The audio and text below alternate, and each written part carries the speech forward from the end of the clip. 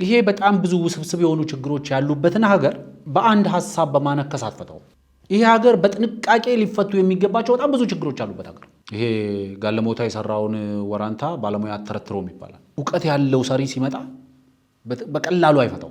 በበግ ከሚመራ የአንበሳ መንጋ በአንበሳ የሚመራ የበግ መንጋ ያሳስበኛል፣ ያስፈራኛል ይባላል። በአንዳነት ከወንድም ጋር መዋጋት ነው። ማንም እዚህ በሚያልቀው ላይ ተረማምዶ ነው ስልጣን ላይ መውጣት የሚፈልገው። ህወሓት ብሎ ራሱን የሚጠራው ህገወጥ ስብስብ የችግር መጥሪያ ነው።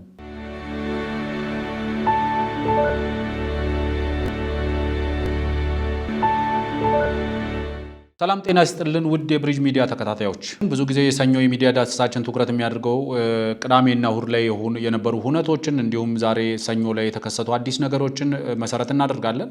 በዚህ ውስጥ እንግዲህ ስንሄድ የምናገኘው ባለፈው አርብ የተጀመረው ኢቴክስ 2025 የተባለው ኤክስፖ ነው። የኢትዮጵያ ቴክኖሎጂ ኤክስፖ በአይነቱ ልዩ የሆነ እጅግ ደማቅ በሆነ ሁኔታ ተከፍቶ ቅዳሜና እሁድን ቀጥሎ ነበረ። በዚህ የቴክኖሎጂ ኤክስፖ ላይ ከ200 በላይ የሀገር ውስጥና የውጭ የቴክኖሎጂ ተቋማት ወይም ደግሞ ድርጅቶች ተሳትፈዋል። ከ15000 በላይ ጎብኚዎችም ተሳትፈውበታል። ይህንን እንግዲህ ኤክስፖ በይፋ መርቀው የከፈቱት የፌዴሪ ፕሬዚደንት የሆኑት አምባሳደር ታዬ አጽቀሥላሴ ናቸው። ከዛ በኋላ ደግሞ የፌዴሪ ጠቅላይ ሚኒስትርም ኤአይ ፎር አፍሪካ በተሰኘ ፎረም ላይ ንግግር አድርገዋል፣ በዛው በአዲስ አበባ ኮንቬንሽን ማዕከል ተገኝተው። ስለዚህ ይሄ ደግሞ በራሱ የሆነ ብዙ እመርታዎችን ይዞ መጥቷል። ብዙ ቴክኖሎጂዎችን ለሀገር አስተዋውቋል። ብዙ አርቲፊሻል ኢንተለጀንስ የደረሰበትን ደረጃ፣ የዓለም ቴክኖሎጂ የደረሰበትን ደረጃ የሚያሳዩ ብዙ መርሃ ግብሮች ተከናውነውበታል። ብዙ የቴክኖሎጂ ተቋማት ከሀገር ውስጥም ከውጭም ያላቸውን ቴክኖሎጂካል ማቴሪያልስ ይዘው መጥተው ለማስተዋወቅ ጥረት አድርጓል። ከብዙ የሀገር ውስጥ የቴክኖሎጂ ድርጅቶች ጋር አብሮ መስራት የሚቻልባቸው ነገሮች ላይ ውይይት ተደርጓል። እንግዲህ ከዚህ ጋር ተያይዞ ብዙ አነታራኪ፣ ብዙ አጨቃጫቂ የሆኑ ብዙ ፖለቲሳይዝ ለማድረግ የተሞከሩ ነገሮችም ተከስተዋል። ለምሳሌ በአፍሪካ ተደጋግሞ የማናየው የድሮን ሾው ተስተውሏል። በፕሮግራሙ ላይ ከ1500 በላይ ድሮኖች የተለያየ ትርኢት ሲያሳዩ ነበር በፕሮግራሙን ለማድመቅ። እንግዲህ ይህንን መሰረት አድርጎ ብዙ ሰዎች አሁን የጤና ባለሙያዎቹ ጥያቄ እያቀረቡ ባለበት ሰዓት ላይ ከፍተኛ ወጪ አውጥቶ እንደዚህ አይነት የድሮን ትርኢቶችን ማቅረብ ለምን አስፈለገ?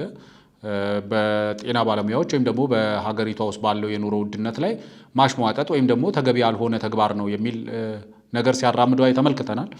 ብዙ ጊዜ እንግዲህ እንደዚህ አይነት ቴክኖሎጂዎች ሲመጡ አንዳንድ ሰዎች ከቴክኖሎጂው በስተጀርባ ያለውን ሀሳብ መረዳት ሳይችሉ ይቀሩና ሁሉንም ነገር ፖለቲሳይዝ ለማድረግ ጥረት ይደረጋል። አይ ቲንክ ከኢቴክስ 2025 በፊት እንደዚህ አይነት ቴክኖሎጂዎችን ኢትዮጵያ ውስጥ በማምጣት ቀድሞ ያመጣው ሳፋሪኮም ይመስለኛል። ሳፋሪኮም ከተወሰኑ ቀናት ወር ሳምንት በፊት በኢትዮጵያ ውስጥ አገልግሎት መጀመሩን ምክንያት በማድረግ እንደዚህ አይነት በድሮን ሾው በመስቀል አደባባይ አካባቢ ያሳየ ይመስለኛል። እና በዚህ የድሮን ሾው ላይ እንግዲህ ኢትስ ኒው ቴክኖሎጂ ነው። በዓለም ላይ ብዙ ቦታ ማናየው ነው፣ ማይደጋገም ነገር ነው። ስለዚህ ድሮን ከጦርነት ድሮን ከተለያየ አገልግሎት ወጣ አድርገን ደግሞ እንደዚህ አይነት ኢንተርቴይንመንት ላይ ማዋል እንችላለን። ምክንያቱም እየገነባን ያለነው ለምሳሌ አዲስ አበባ እያደገች ያለች ከተማ ነች። የዲፕሎማቲክ ሴንተር ነች። ከፍተኛ ወጪ እያወጣች የኮንፈረንስ ቱሪዝም አትራክሽን ፖይንት ወር አትራክሽን ሴንተር ለመሆን ጥረት እያደረገች ያለች ከተማ ነች። እንደዚህ አይነት ከተማ ላይ ደግሞ በየቀኑ ከፍተኛ ቁጥር ያላቸው ዓለም አቀፍና አህጉር አቀፍ የሆኑ ስብሰባዎች ይካሄዳሉ። እንደዚህ አይነት ሁነቶች በሚካሄዱበት ሰዓት ላይ ለስብሰባዎች ድምቀት፣ ለእንግዶች ማዝናኛ እንደዚህ አይነት ቴክኖሎጂዎችን መጠቀም አንዳንዴ ድምቀትን ይሰጣል፣ አንዳንዴ አትራክቲቭ ፓወርን ይጨምራል ተብሎ ነው የሚታሰበው። እና በብዙ አሁን ለምሳሌ እንደዚህ አይነት አውደ ርዕዮች ሲዘጋጁ፣ ኮንፈረንሶች ሲካሄዱ፣ ፎረሞች ሲካሄዱ በተለያየ መንገድ እንደዚህ አይነት ቴክኖሎጂዎችን ኢንትሮዲውስ ማድረግ የራሱ የሆነ ፖዚቲቭ የሆነ አስተዋጽኦ ይኖራል። ምክንያቱም ብዙ ጊዜ ዛሬ እንደዚህ አይነት አውደ ርዕይ መካሄዱ የሚቃወሙ ሲያንቋሽሹ፣ ሲያጣጥሉ የምንመለከታቸው ሰዎች አዲስ አበባን እንደ ዲፕሎማቲክ ሲቲነቷ ሪኮግናይዝ ሲያደርጉ ይመለከታል። ዲፕሎማቲክ ሲቲ ነች ሲባል ብዙ ዓለም አቀፍ፣ አህጉር አቀፍ፣ ሀገር አቀፍ የሆኑ ስብሰባዎች የሚካሄዱባት ከተማ ነች ማለት ነው። እንደዚህ አይነት ስብሰባዎች፣ ኮንፈረንሶች፣ ፕሮግራሞች፣ አውደ ርዕዮች፣ ትርኢቶች ምናምን በሚዘጋጁበት ሰዓት ላይ ደግሞ ለእንደዚህ አይነት ትርኢቶች አስተዋጽኦ ድምቀት የሚሰጡ ነገሮችን ደግሞ ኢንትሮዲውስ ማድረግ ነው። እንደዚህ አይነት ድሮን ሾዎችን ደግሞ ለኢትዮጵያ ብቻ ሳይሆን ኢቭን ለሪጅኑ ለአፍሪካ ቀንድም ፎር ዘ ኢንታየር አፍሪካም ጭምር ኢንትሮዲውስ ማድረግ ብዙ ጊዜ ለእኛ ሀገር ዜጎች አንድ ኤአይ የደረሰበትን ደረጃ ያሳያል። ኤአይ የደረሰበትን ደረጃ ማወቅ ደግሞ ከዚህ አሁን ከደረሰበት ደረጃ ለመቀጠል ምክንያቱም የኛ ወጣቶች የኛ ህፃናት ልጆች አሁን ኤአይ የደረሰበትን ነገር ማየታቸው አሁን ኤአይ የደረሰበትን ነገር በአካል መጨበጣቸው ደን ያንን እንደ ስፕሪንግ ቦርድ ተጠቅሞ ወደፊት መራመድ እንዲችሉ ያደርጋቸዋል። ስለዚህ ብዙ ሰዎች አሁን ለምሳሌ ኤአይ ላይ ዛሬ የሚሰራው ስራ ውጤቱ መቼ ነው የሚታየው ተብሎ ቢጠየቅ ውጤቱን የምናየው ሜቢ ከዛሬ 10 ዓመት ኦር ከዛሬ 20 ዓመት በኋላ ሊሆን ይችላል። ምክንያቱም ዛሬ ሃንድስ ኦን ኤአይ ተብሎ ሃንድስ ኦን ሳይንስ ተብሎ ሃንድስ ኦን ቴክኖሎጂ ተብሎ ዛሬ ኢንትሮዲዩስ የምናደርጋቸው ነገሮች ነገ ብዙ ችግር ፈቺ የሆኑ ነገሮችን ይዞልን ይመጣል። እንደ ሀገር ለምሳሌ ኤአይ ሲባል ብዙ ሰው የሚያስበው ቅንጦት ወይም ቅብጠት የሚመስለው ሰው አለ። ኤአይ ፎር ዘ ዴቨሎፒንግ ካንትሪ በጣም ብዙ አስተዋጽኦ ያለው ቴክኖሎጂ ነው። ብዙ አስተዋጽኦ ያለው አቺቭመንት ነው። ለምሳሌ በትምህርት ዘርፍ ብንሄድ፣ በጤና ዘርፍ ብንሄድ፣ በግብርናው ዘርፍ ብንሄድ ከፍተኛ በማኒፋክቸሪንግ በኢንዱስትሪው ዘርፍ ብንሄድ ከፍተኛ አስተዋጽኦ ማድረግ የሚችል ዘርፍ ነው። ስለዚህ ይሄንን ዘርፍ ለኢትዮጵያ ኢንትሮዲዩስ ማድረግ ኢትስ ኖት ቅንጦት አይደለም። ከዓለም ጋር በተወሰነ ደረጃ ለመራመድ መሞከር።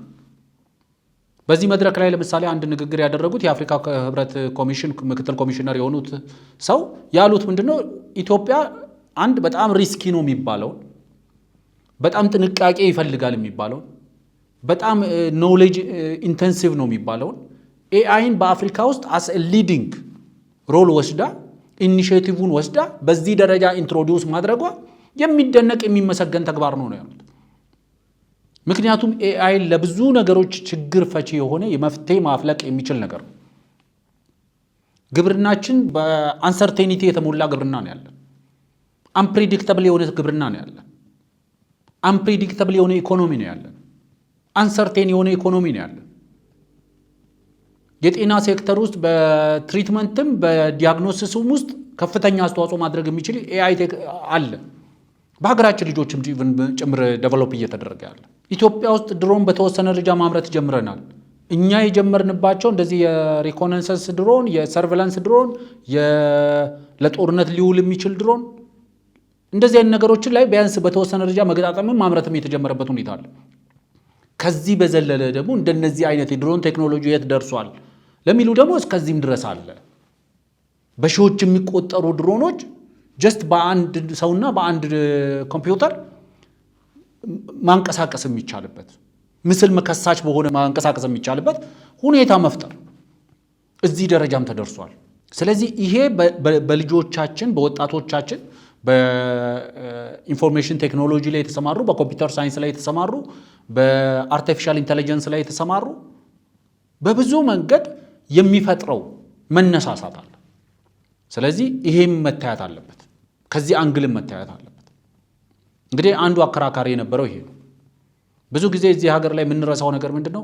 ዴር ፕራይቬት ኢንዱስትሪዎች አሉ፣ ፕራይቬት ተቋማት አሉ፣ ፕራይቬት ድርጅቶች አሉ እንደዚህ አይነት ቴክኖሎጂዎችን ኢንትሮዲዩስ የሚያደርጉ እንደዚህ አይነት ቴክኖሎጂ ከአውሮፓም ከኤዥያም አምጥተው ኢትዮጵያ ውስጥ ኢንትሮዲዩስ የሚያደርጉ። ምክንያቱም ኢትዮጵያን ቅድም እንዳልኩት ብዙ ኮንፈረንሶች የሚካሄዱባት፣ ብዙ ስብሰባዎች የሚካሄዱባት፣ ብዙ አውደ ርዕዮች የሚካሄዱባት፣ ብዙ ትዕይንቶች የሚካሄዱባት።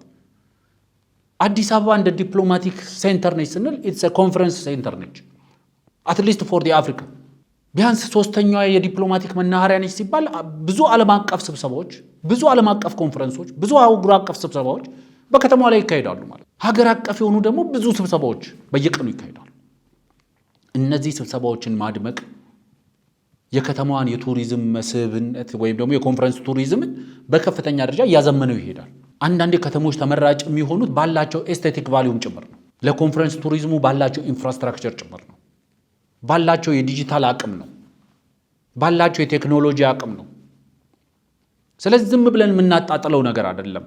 ለምሳሌ ስለ ፋይናንሻል ኢንክሉዥን እናውራ ከተባለ ወይም ደግሞ የፋይናንስ አካታችነትን እናውራ ከተባለ በሞባይል ባንኪንግ፣ በዲጂታል ዋሌት፣ በእንደዚህ አይነት መንገድ ላይ ኤአይ ከፍተኛ አስተዋጽኦ አለው። ኤአይ ዝም ብሎ አይደለም። የባንኪንግ ሴክተራችን የዛሬ 5 ዓመት የዛሬ 6 ዓመት የዛሬ 10 ዓመት ወደኋላ ብንሄድ የነበረበት ደረጃና አሁን ያለበትን ደረጃ ነው። ሁላችንም ከዩኒቨርሲቲ በነበርንበት ሰዓት ላይ ከቤተሰብ የተላከ ገንዘብ በምን አይነት ሁኔታ እኛ ጋር እንደሚደርስ እናውቃለን ምን ያህል ቀናትን እንደሚወስድ። አይ ቲንክ ከሰለሞን ጋር ጠቅላይ ሚኒስትሩ በነበራቸው ቆይታ አንድ ያነሱት ነገር እሱን ነው። ዩኒቨርሲቲ ላይ በነበረበት ሰዓት ላይ ተማሪ እንዴት ነው ገንዘብ ያገኘ ነበረው? ሰው ቤተሰብ ከቤተሰብ ጋር ገንዘብ ሲቀያየር ምን ያህል ቀናትን ይወስድ ነበር? ለሕክምና የተላከ ገንዘብ ለቀብር የሚደርስበት ሁኔታ አልነበረም ወይ? ደን ኤአይ ቴክኖሎጂ በፋይናንሻል ኢንክሉዥን ውስጥ ከፍተኛ አስተዋጽኦ አድርጓል። የሽፍታ ራት የሆነ የነበረ ገበሬ ሸጦ ሲመለስ ሽፍታ ማጅራት መቺ መንገድ ላይ እየጠበቀ የሚወስድበትን ገንዘብ ዛሬ በሞባይሉን አሰ ባንክ መጠቀም ጀምሯል። ቢያንስ ይሄ የኤአይ ውጤት ነው፣ የአርቲፊሻል ኢንተለጀንስ ውጤት ነው። ሞባይል ባንኪንግ የምንለው ጀስት ባንኮችን ወደ ስልክ ሌቭል ላይ ያወረዳቸው ኢንክሉሲቭ እየሆነ መጣ። ባንኪንግ ኢንዱስትሪ ገጠር ውስጥ ያለ የህብረተሰባችን ክፍል ባንኮች የሌሉበት ቦታ ባንክ አገልግሎት ለማግኘት ኪሎሜትሮችን አቋርጦ መምጣት አይጠበቅበትም። ገንዘቡን መሬት ውስጥ የሚቀብርበት፣ ገንቦ ውስጥ የሚያስቀምጥበት፣ በየትራስ በየፍራሹ ስር የሚሰፋበት ሁኔታን ቀይሯል። ባለፉት 5 ዓመታት እንኳን ባለፉት 5 እና 6 ዓመታት እንኳን ብቻ የተመጣውን ለውጥ ማለት ነው። በባንኪንግ ሴክተሩ ላይ ስናይ፣ በፋይናንሻል ሴክተሩ ላይ ስናይ ከፍተኛው ምርታ ነው የመጣው።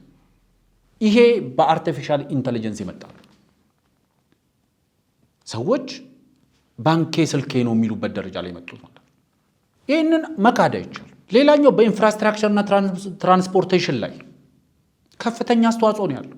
በዲዛስተር ማኔጅመንት ላይ ፕሪዲክት በማድረግ ዲዛስተር ማኔጅመንት ላይ ትልቁ ነገር ምን ሊፈጠር ይችላል የሚለውን ፕሪዲክት በማድረግ ከተፈጠረ በኋላ ደግሞ ሪስፖንድ በማድረግ ውስጥም ኤአይ ከፍተኛ አስተዋጽኦ አለው።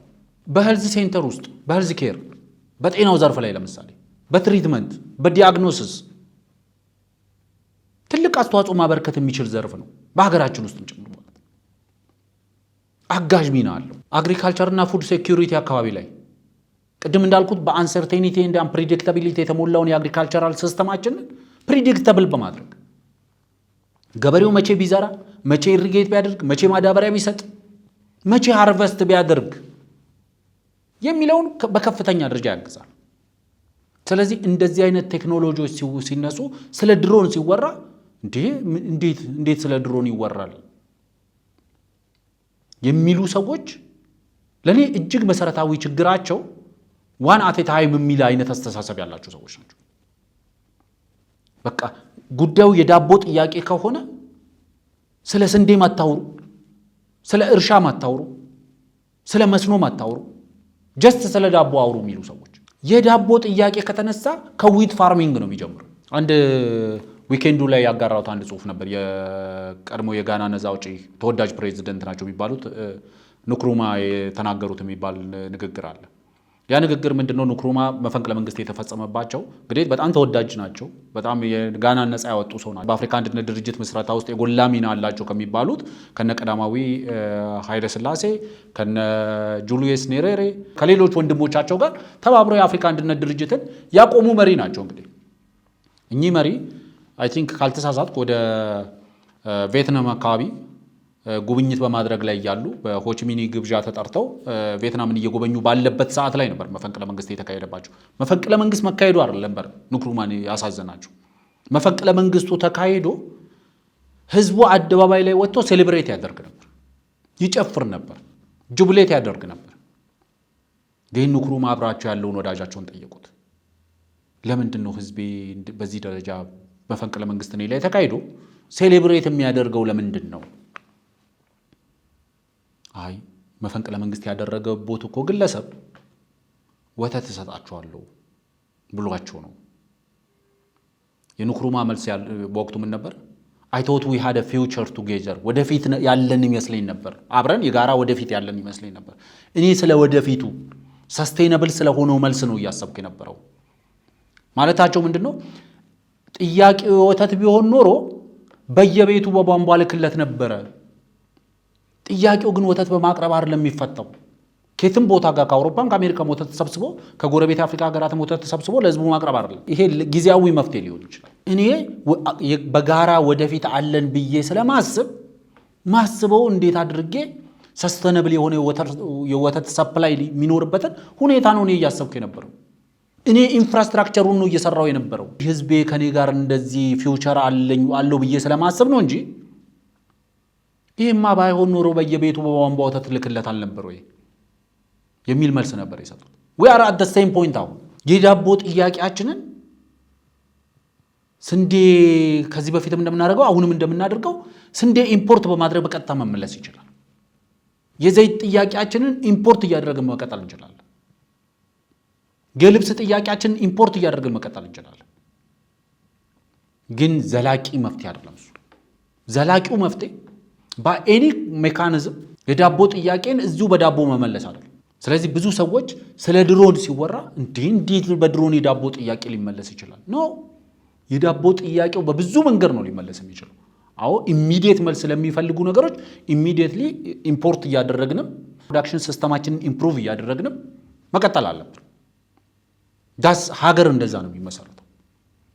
ዳስ ሃው ዩ ሌይ ዘ ፋውንዴሽን ኦፍ የሀገርነት ፋውንዴሽንን የምትዘረጋው እንደዛ ነው። ሀገር ሁሉ ነገሯን ኢሚዲየት መልስ መሆን በሚችል ደረጃ ማቅረብ አይደለም ስራዋ መሆን ያለበት። መንግስት ይሄንን ለማድረግ እየሰራ ነው ወይ? አዎ እየሰራ ነው። በቂ ጉዳይ ከተጠየቀ በቂ ነው ወይ ከተባለ ግን በቂ አይደለም። እየሰራ ነው ግን በቂ አይደለም። ለምንድን ነው ሁላችንም ይሄንን መረዳት ያልቻልነው ከተባለ ደግሞ ጋፑ እጅግ ሰፊ ነው። በሰፕላዩና በዲማንዱ መካከል ያለው ጋፕ እጅግ ሰፊ ነው። የኢትዮጵያ ኢኮኖሚ የሚፈልገው የስንዴ መጠን እጅግ ሰፊ ነው። አሁን ግብርናው ከሚያቀርበው ስንዴ ሲወዳደር እጅግ ሰፊ ነው። እየጠበበ ነው። ከጊዜ ወደ ጊዜ እየጠበበ ነው የመጣው። የኢትዮጵያ በኢምፖርትድ ዊት ላይ ያላት ዲፔንደንሲ ከጊዜ ወደ ጊዜ እየቀነሰ ነው የመጣው። ኢትዮጵያ ቢያንስ ሀገር ውስጥ በተመረተ ምርት ገበያዋን የመሸፈን ስራዋ አቅሟ እየጨመረ ነው የመጣው። ሀገር ውስጥ የተመረተ ሸቀጥ በገበያዋ ውስጥ ያለው በኢትዮጵያ ገበያ ውስጥ ያለው ድርሻ ከጊዜ ወደ ጊዜ እየጨመረ ነው የመጣው። የኢንዱስትሪዎቻችን የማምረት አቅም ከጊዜ ወደ ጊዜ እየጨመረ ነው የመጣው። ይሄ ራሱን የቻለ ለውጥ። ስለ ድሮን ስናወራ we are talking about the education system፣ ስለ ሄልዝ ሲስተሙ፣ ስለ ግብርናው፣ ስለ ዲዛስተር ማኔጅመንቱ፣ ስለ ሴኩሪቲ፣ ስለ አርባናይዜሽን፣ ስለ ኢንፍራስትራክቸር፣ ስለ ትራንስፖርቴሽን፣ ስለ እሱም ጭምር እያወራን ነው ማለት ነው። ኤንድ ኦልሶ አባውት ይሄ ስለ ኮንፈረንስ ቱሪዝም እያወራን ነው ጭምር ነው። ስለዚህ ከዚህ አንግል ነው መታየት ያለበት። ትንሽ ሰፋ አርግቶ ማየት ያስፈልጋል። ዋን አት ታይም በግለሰብ ደረጃ ሊሰራ ይችላል፣ በሀገር ደረጃ ግን አይሰራም። አሁን ጊዜው ጦርነት ላይ ነን። ስለዚህ ጦርነቱ ላይ ብቻ ትኩረት አድርገን ወይ ጦርነቱን ቀጥለን ተዋጊ ኃይሉን አጥፍተን በቃ ይሄንን ብቻ እየሰራን እንቀጥል። የጦርነት ጊዜ ላይ ነው ያለነው። ስለዚህ በቃ ሁሉ ነገር ወደ ጦር ግንባር እንደሚለው የደርግ መፈክር እንደዛ እያደረግን ልንቀጥል አንችልም። ባለን አቅም ተረባርበን በአንድ በኩል ሰላም ማምጣት የሚቻልባቸውን አማራጮች ሁሉ ኤግዞስት ማድረግ፣ በአንድ በኩል በኃይል ስልጣን እቆጣጠራለሁ፣ በኃይል መንግስት አፈርሳለሁ፣ በኃይል ህገ መንግስት አነብራለሁ የሚለውንም ኃይል በአንድ በኩል መቆጣጠር፣ በአንድ በኩል ደግሞ ልማትን መስራት ያስፈልጋል። ልማቱ በራሱ የሚፈታው የጸጥታ ችግር ስላለ እንደዚህ አይነት ኤክስፖዎች የመጀመሪያ ናቸው። እንደዚህ አይነት ጫጫታ መፍጠር ሳይሆን እንደዚህ ቢሆኑ እንደዚህ አይነት ቫልዩ አድ ቢደረግባቸው 200 የቴክኖሎጂ ካምፓኒዎች ዓለም አቀፍ የሆኑ የቴክኖሎጂ ካምፓኒዎችን ጨምሮ የተሳተፉበት አውደ ርዕይ ነው። ከ15000 በላይ ወጣቶች፣ ህፃናት፣ የተለያየ የህብረተሰብ ክፍል የጎበኘው በ2 እና በ3 ቀናት ውስጥ ይሄንን ማናናቅ አይቻልም። እንደ መንግስት እንደ ሀገር ፈንክሽን ሲደረግ ዋን አት ታይም የሚባል ነገር የለም። መንግስት ሁሉም ላይ መስራት አለበት። የኢኮኖሚያችን የጀርባ አጥንት ግብርና ነው ተብሎ እንደ ጋሪ ፈረስ በቃ ግብርና ላይ ብቻ ፎከስ አድርገን ልንሰራ አንችልም። we need to work on tourism ላይ መስራት ይኖርብናል። ኢንዱስትሪው ላይ መስራት ይኖርብናል። ማይኒንግ ሴክተሩ ላይ መስራት ይኖርብናል። then that's what we call it economic diversification የሚባለው ላለፉት 20-30 ዓመታት ሳይሆን በደርግም በኃይለ ሥላሴም ግብርናው was a leading role ነበረው ኢኮኖሚው ላይ። unpredictable የሆነው uncertain በሆነ environment ውስጥ የሚከወነው ግብርና የኢኮኖሚያችን የጀርባ አጥንት ነበር። that's our ኢኮኖሚያችን ሊጥ የሆነው በዛ ነው።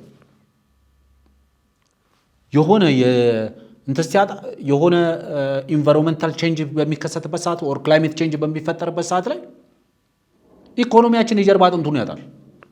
ዴን ሊጥ ያልኩት እሱ ነው። መቆም የማይችል በራሱ አንድ የድርቅ ዘመንን ወደ ረሃብ ሳይቀየር ማሳለፍ የማይችል የግብርና ስርዓት ነበር። ቢኮዝ ዴር ኢዝ ኤ ዲፍረንስ ይባላል አይደለም? በግብርናው በድርቅና በረሃብ መካከል ልዩነት አለ። ሁሉም ድርቅ ረሃብ አይሆንም። ኢትዮጵያ ውስጥ ግን ሁሉም ድርቅ ወደ ረሃብ ተቀይሯል። ብዙ ጊዜ እንደ ምሳሌ የምናነሳቸው የ66 የ77 ምናምን የምንላቸው ድርቆች በኢትዮጵያ ላይ ብቻ የተከሰተ ድርቅ አልነበር። ያ ድርቅ ዘመን ኬንያ ውስጥ ተከስቶ ነበር። ደሴም ኢንቴንሲቲ ኦልሞስት ደሴም። አሜሪካን ውስጥ ተከስቶ ነበር። አት ሴም ታይም አሜሪካ ውስጥ እንደዚህ አይነት ድርቅ ተከስቶ ነበር። ግን ኬንያም ሆነ አሜሪካ ወይም ደግሞ ሌሎች ሀገራት በዛው ወቅት በዛ ሰዓት ላይ ድርቅ የተከሰተባቸው ሀገራት አብዛኞቹ ወደ ረሃብ አልተቀየረባቸው። የኢትዮጵያ ግን ወደ ረሃብ ተቀይሯል።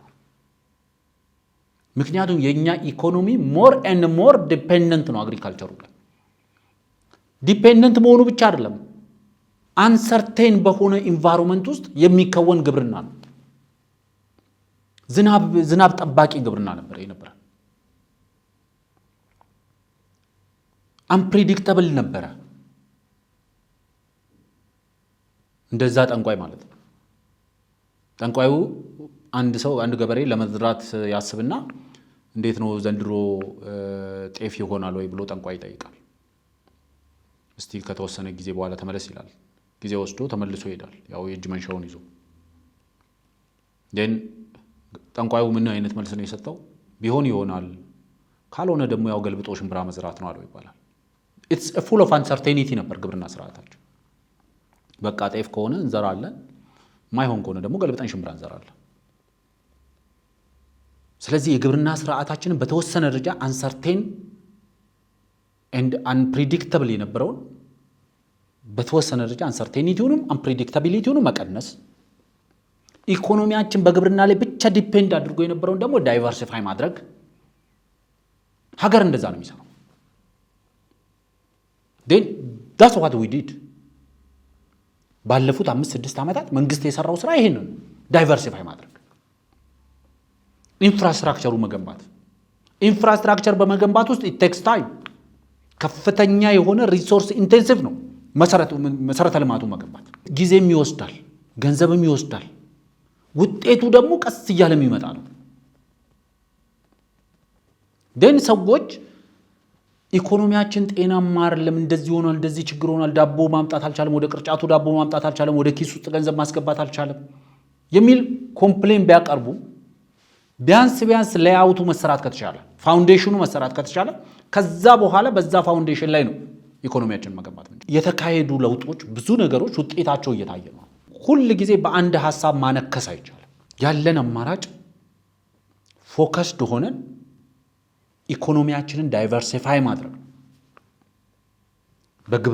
ግብርናውንም ከዝናብ ጠባቂነት አላቆ ወደ መስኖ ማስገባት፣ ፔስት ኮንትሮል ሜካኒዝማችንን በአርቲፊሻል ኢንተለጀንስ መር ማድረግ፣ እንደዚህ አይነት ነገሮችን ኢንትሮዲውስ እያደረግን እንመጣለን። ይሄንን ዊዛውት አርቲፊሻል ኢንተለጀንስ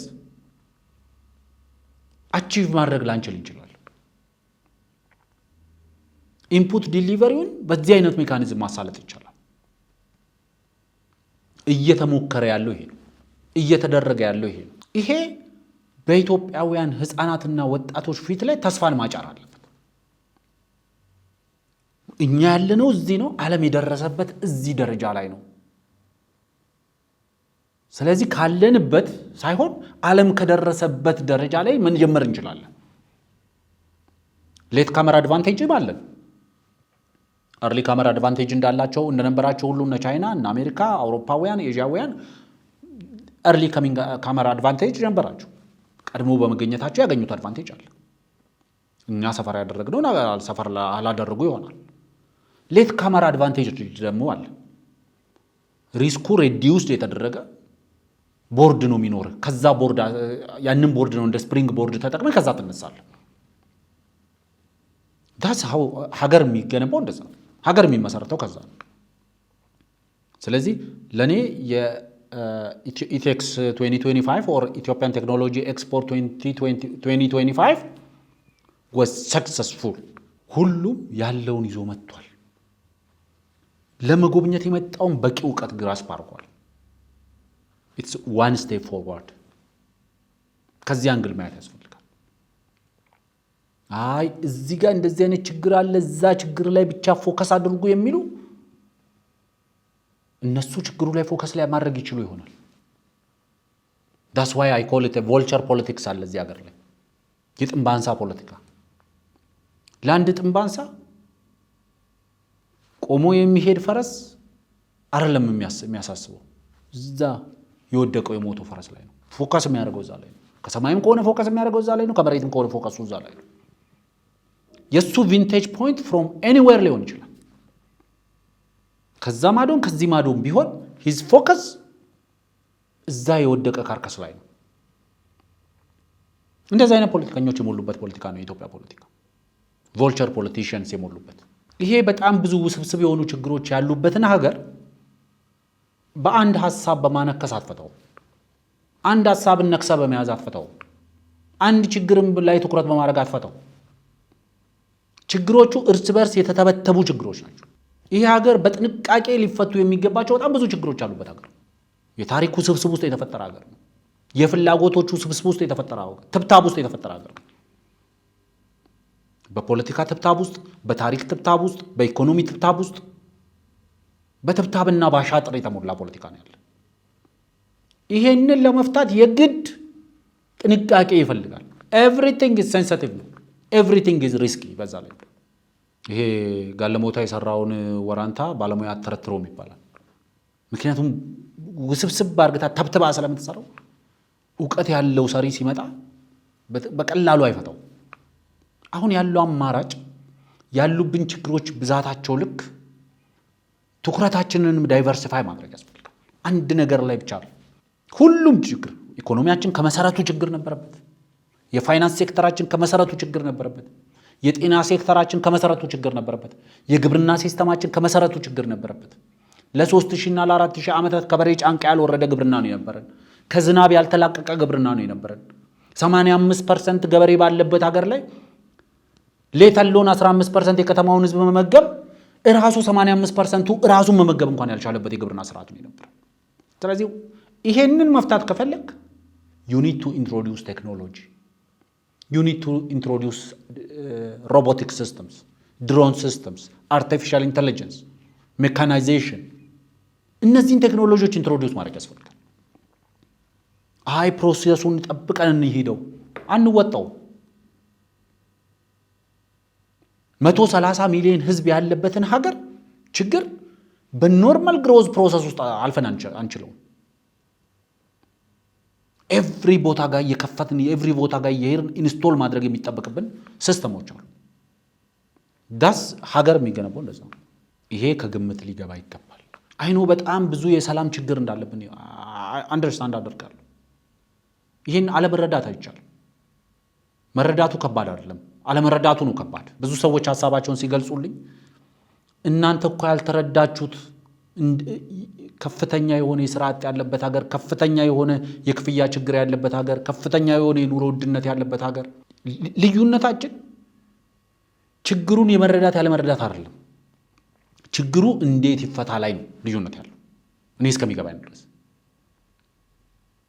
እኔ ልዩነቱ የዳቦ ጥያቄ ዳቦ ቅርጫት ውስጥ በመክተት ይፈታል ብዬ አላስብም የትም ፍጩ ዱቄቱን አምጪ የሚለው አይዲዮሎጂ ችግራችን ይፈታል ብዬ አላስብም የሌላ ሀገራት ሸቀጥ ማራገፊያ ሆነን ይፈታል ብዬ አላስብም በስራ ላይ በጆብ ክሪኤሽን ላይ በኢንካም አክሰስ ላይ ሌላ አዲስ ሐሳብ ማምጣት አለብን ብዬ ነው ከሱ ችግሩን አለመረዳት ነው ችግሩን መረዳት በጣም ቀላል ነገር we have a lot of examples ይሄንን የሚሉን ሰዎች ችግሩን መረዳት አልቻላችሁም የሚሉን ሰዎች እኮ thousands of miles away from the country they are thousands of miles away from the country ችግሩ ካለበት በሺ ማይሎች የሚቆጠር ርቀት ላይ ቁጭ ብለው እኔ ችግሩ ውስጥ ያለውትን ሰው ችግሩ አልገባም ይሉ ስወጣ ስገባ ማየው እዚህ ሀገር ውስጥ ካለው የህብረተሰብ ጋር ገበያ እየተጋራው ሙሉውን ትራንስፖርት እየተጋፋው ሙሉውን በስራ አጥነት ምክንያት በረሃ የሚበላ ወንድም ያለኝን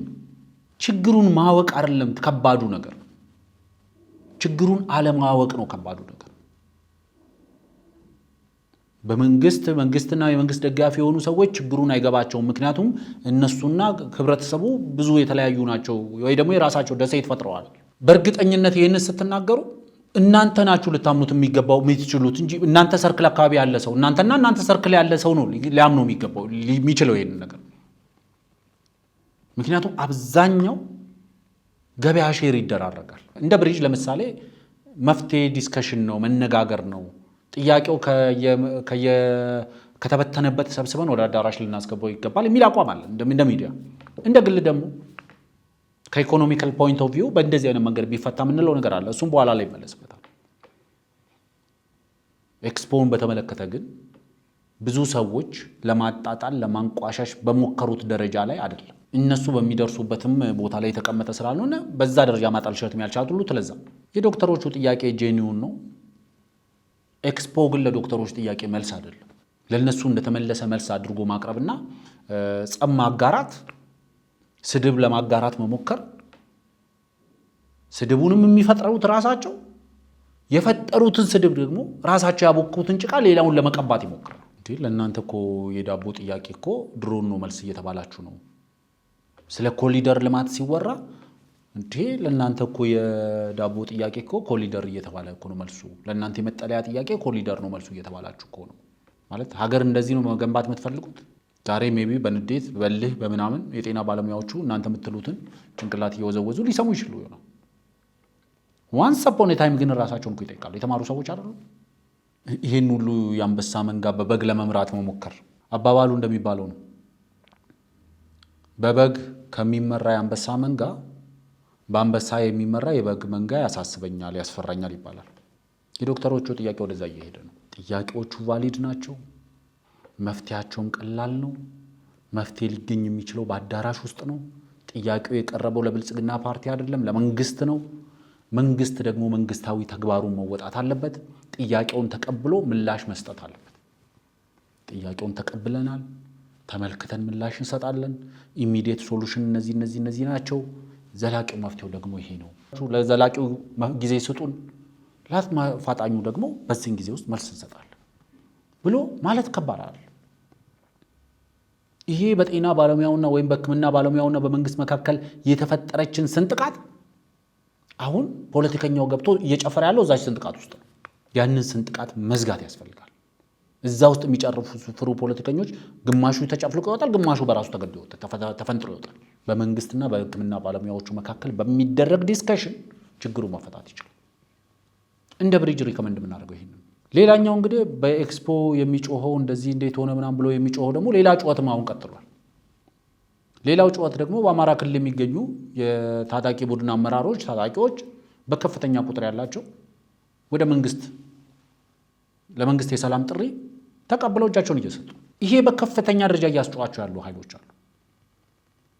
እነዚህ ኃይሎች በከፍተኛ ደረጃ የሚያስጮኋቸው ምክንያቱ ባለፈው እንዳልነው የትጥቅ ትግሉ የኑሮ ዘይቤያቸው ያደረጉ፣ የገቢ ምንጫቸው ያደረጉ፣ መቀመጫቸውን አውሮፓና አሜሪካ ያደረጉ፣ መቀመጫቸውን መካከለኛው ምስራቅ ውስጥ ያደረጉ ግለሰቦች ነው። እዚህ በሚሞተው ታጣቂ፣ እዚህ በሚወድመው ንብረት፣ እዚህ በሚያልቀው ህዝብ፣ እዚህ በህይወትና የአካል መስዋዕትነት በሚከፍለው ወታደር መተዳደሪያቸው ያደረጉ፣ ኑሯቸውን የመሰረቱ፣ ጎጆአቸውን ይቀለሱ እነሱ አሁን ጩኸት ላይ ናቸው። እጅ የሚሰጡ የሰላም ጥሪን የሚቀበሉትን ለማንቋሸሽ በካዲነትና በባንዳነት ለመሳል አንዳንዴ በመንደርተኝነትና በአውራጃዊነት መንፈስ የሚያደርጉትን እንቅስቃሴ ሲታይ አዎ ጎጆአቸው እየፈረሰባቸው ነው። በጦርነት ላይ የቀለሱት ጎጆአቸው፣ በህዝብ እልቂት ላይ የቀለሱት ጎጆአቸው፣ በዜጎች ሰላም እጦት ላይ የቀለሱት ጎጆአቸው፣ በህብረተሰብ መሰረተ ልማት ላይ የቀለሱት ጎጆአቸው፣ በመሰረተ ልማት ውድመት ላይ የቀለሱት ጎጆአቸው እየፈረሰባቸው ስለሆነ ይህንን ለማዳን ርብርብ ይዟል። ሁሉም በየሚዲያው አሁን ሙሾ እያወረደ ነው። ሁሉም በየሚዲያው ደጋግሞ ባንዳ እያለ ነው። ባንዳነት የራስን መከላከያ ሰራዊት መግደል ነው። ባንዳነት የራስን እህትና ወንድም ከትምህርት ቤት መከልከል ነው። ባንዳነት የራስን ገበሬ እንዳያርስ ማድረግ ነው። የራስ ነጋዴ እንዳይነግድ ማድረግ ነው። ባንዳነት የራስ መሰረተ ልማትን ማውደም ነው። ባንዳነት ከወንድም ጋር መዋጋት ነው። ይሄ ጦርነት ወደምንፈልገው አቅጣጫ እየወሰደን አይደለም። እንሞትለታለን ብለን የወጣ ነው ህዝብ ለኛና በእኛ ምክንያት እየሞተ ነው። ጠላትህን እንገልልሃለን ብለን የወጣነውን ህዝብ እየገደልነው ነው። የከበበህን ጠላት እናስወግድልሃለን ብለን የገባንበት ትግል ህዝባችንን ለከፋ የህልውና አደጋ እየዳረገው ነው። ህዝባችንን እየበላ ነው፣ እየገደለ ነው። መሰረተ ልማቱን እያወደመ ነው። ይሄንን አምኖ ወደ ቀልብ ተመልሶ በሰላም ችግሮቻችንን መፍታት እንችላለን ብሎ መመለስ ባንዳነት አይደለም፣ ጀግንነት ነው። ዛሬ በአውራጃዊነት ተነስቶ አቶ ጸዳሉ ደሴን የጎጃም ባህላዊ ልብስ እያለበሱ ለማሸማቀቅ መሞከር፣ ባህላዊ ቀሚስ እያለበሱ ካዲ ባንዳ ብሎ ለማሸማቀቅ መሞከር፣ ወደ በረሃ የህዝብን ጥያቄ ይዞ ወደ በረሃ ሲወረድ ነው ባንዳነት። የህዝብን ጥያቄ ይዞ በረሃ መውረድ፣ የህዝብን ጥያቄ ይዞ ጫካ መግባት፣ ሌላ የተሻለ አማራጭ እያለ መንግስት ሲፈቅድም ሳይፈቅድም አማራጭ አለ። የተሻለ ከበረሃውም ከጫካውም የተሻለ አማራጭ አለ። ይሄንን አማራጭ መጠቀም ጀግንነት ነው። ይሆናል ብለው በረሃ ወርደው ሊሆን ይችላል። ሳይገባቸው ተሳስተው ይሆናል ብለን ወፋ ጠመድን ሳይሆን ቀረና ፈተን ለቀቀን እንደሚባለው አይ በቃ ይሆናል ብለን ነው የሞከርነው። ወጨፎና ቤልጅጋችንን አልቤንና ምንሽራችን ይዘን በረሃ የወረድነው ጫካ የገባን ይሆናል ብለን ነው። ሳይሆን ሲቀር ደግሞ አላዋጣ ሲል ደግሞ መሸቀጭ እንደተሸቀጡ ሲገባቸው ደግሞ የሌሎች ጎጆ መቀለሻ መሆናቸው ሲገባቸው ደግሞ ወደ ቤታቸው መመለስ፣ ወደ ህዝባቸው መመለስ፣ ከህዝባቸው ላይ አፈሙዛቸውን ማንሳት፣ አስፈላጊ ሲሆን ደግሞ በህዝባቸው ላይ ተቃጣል ህዝባቸውን ታርጌት ያደረገውን ጥቃት ደግሞ ከህዝባቸው ላይ ከሚከላከል አካል ጋር ሆኖ መከላከል። ይሄ ነው መይሳዊነት ብሎ ለማቅረብ የሚሞከረው። ይሄ ነው ለኔ ገብርዬነት ብሎ ለማንቆለጳጳስ መሞከር። ይሄ ነው የገብርዬ ተግባሩ፣ የመይሳው ተግባሩ ካለ ይሄ ነው። መገረድ አይደለም ተግባሩ። ለሻቢያ መገረድ አይደለም፣ ለወያኔ መገረድ አይደለም ተግባሩ። የመይሳዊነት ተግባር፣ የገብርዬነት ተግባር እሱ አይደለም። በላይ እያሉ እሱ አይደለም ተግባሩ፣ እሱ አይደለም የበላይ ተግባር። ይሄ አልነበረም። ዋናው መሰረታዊ ነገር እነዚህ ሰዎች ለምን ይጮሃሉ? ምንድነው የሚያስጮሃቸው? ምንድነው ማይክም ሚዲያም የጨበጠው ሁሉ ካሜራ ፊት የቆመ ሁሉ ምንድነው የሚያስጮኸው? ጎጆው እየፈረሰበት ስለሆነ ነው የሚጮኸው። ምክንያቱም በጦርነት ላይ ነው ቤቱን የቀለሰው። የህልውና መሰረት ጦርነት ነው። በዜጎች እልቂት ላይ ነው እሱ ዳቦ በልቶ የሚያድረው። በመሰረተ ልማት ውድመት ላይ ነው ልጆቹን ትምህርት ቤት የሚልከው። ለዚህ ነው እየወደመ እንደ እብዷ አሁን በራልኝ፣ ቤቷን አቃጥላ አሁን በራልኝ እንዳለችው እብድ ከተማው በጦርነት ክልሉ በጦርነት ህዝቡ በጦርነት ውስጥ ሲያልቅ የጦርነት እሳት ሲነድ አሁን በራልኝ የሚለው ለዚህ ህልውናው መሰረቱ ጦርነት ስለሆነ አሁን እየተናደዱ ውሃ እንዳገኘ ኩይሳ አፈር እየፈረሰ ነው። ምክንያቱም ከመሰረቱ የተበላሸ ስለነበረ አሸዋ ላይ ስለሆነ ሰላም የመጣ ቀን ጎጆአቸው ስለሚፈርስ ነው። ለዛ ነው የሚጮሁት። የህልውናቸውን መሰረት እያጡት ስለሆነ ወይ ዕውቀት የላቸው ወይ ጸባይ የላቸው ወይ ተቀጥሮ መስራት አይችሉ። ስለዚህ ያላቸው አማራጭ እንደምንም አድርገው ጦርነቱን ማስቀጠል ነው። ጦርነቱን ከቻሉ በአማራነት ያስቀጥላሉ፣ ካልቻሉ በጎጃሜነት ያስቀጥላሉ፣ ካልቻሉ በሸዋነት ያስቀጥላሉ፣ ካልቻሉ በወሎነት ያስቀጥላሉ፣ ከቻሉ በጎንደሬነት ያስቀጥላሉ። በጎንደሬነትም አልሆን ካላቸው ደግሞ በደቡብና በሰሜን ጎንደር እያሉ ደግሞ ያስቀጥላሉ በተቻላቸው። የነሱ ጥቅም መሰረት የሚያደርገው ጦርነት ላይ ነው እንጂ አማራነት ላይ አይደለም። እነዚህ ሰዎች በገፍ እጅ እየሰጡ ያለበት ምክንያት ከፊሉ ስለተረዳ ነው፣ እየገባው ስለሆነ ነው። ሸቀጥ ለነዚህ በሚዲያና ማይክ ለጨበጡት ሰዎች ሸቀጥ እንደሆነ ስለገባው ነው። መጥቶ እዚህ እሳት ውስጥ መማገድ የማይፈልግ ሁሉ አውሮፓና አሜሪካ ላይ ቁጭ ብሎ ግፋ በለው ይላል። ፍሪፎል እያደረገ ያለን ኃይል ፍሪ ፍላይ እያደረክ ነው፣ ስካይ ሮኬት እያደረክ ነው ይላል። መሬት ላይ እስኪፈጠፈጥ ድረስ ስለማይገባው ማለት ሁለትና ሶስት ወንድሞቹን የገበረን ሰው አንተም እስክትሞት ድረስ ተዋጋ ማለት አይቻልም። ራሱን ይጠይቃል። እናስቻለው እንዴት ነው? እነ ከፍ ያለው እንዴት ነው? እነ ምናምን እንዴት ነው የሞቱት? እነሱ ሞተውስ ምንድነው ያመጡት ከመገዳደል ውጪ? ከመከላከያው ጋር ሲዋጉ ተው፣ አያዋጣም። በቤልጂክና በወጨፎ መንግስትን አትጥሉም። ቤልጂክና ወጨፎ ይዛችሁ መንግስትን አትጥሉም። አልቤንና ምንሽር ይዛችሁ መንግስትን አትጥሉም። ቤልጂክና ጓንዴ ይዛችሁ መንግስትን አትጥሉም። ተው። እንደ ጽዋ ዲሽቃና መተረየስ እያዘዋወራችሁ ፎቶ እየተነሳችሁ መንግስትን አትጥሉም። ከመንግስት ሰራዊት ጋር መገዳደላችሁ ወንድም ወንድሙን ነው እየገደለ ያለው ስንል አልገባቸውም። እነዚህ አሁን እጅ እየሰጡ ያሉትንም ሰዎች ጨምሮ አልገባቸውም ነበር። ከመከላከያው ጋር መዋጋት ስህተት ነው ስንላቸው ያልሰሙ ሰዎች አሁን እርስ በርስ ሲዋጉ ነው የገባቸው። ፋኖ ነኝ ብሎ በራይ ወረደ፣ ፋኖ ነኝ ብሎ ጫካ ከወረደው ጋር እኩል ይዋጋል እርስ በርሱ። በመቶዎች የሚቆጠሩ ፋኖች በየቀኑ ይረግፋሉ በማጥይት በእርስ በርስ።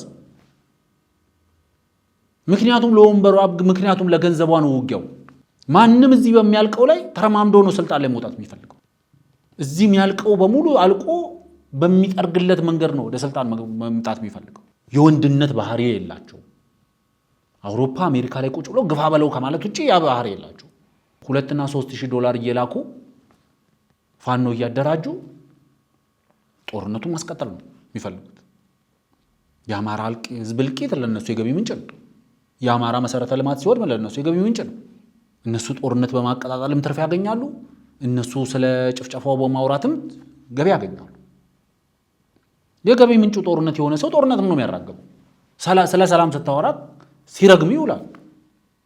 የሰላም አማራጭን ስታመጣ ሲረግም ይውላል። የጦርነቱ ዓላማ ምን እንደሆነ ለመረዳት ሰሞኑን እዚህ ወልቃይት አካባቢ ጋር የሚያደርጉትን እንቅስቃሴ ማየት በቂ ነው። ሀብታሙ አያሌው የሚናገረው ንግግር የተሻለ ውሃ ያነሳ።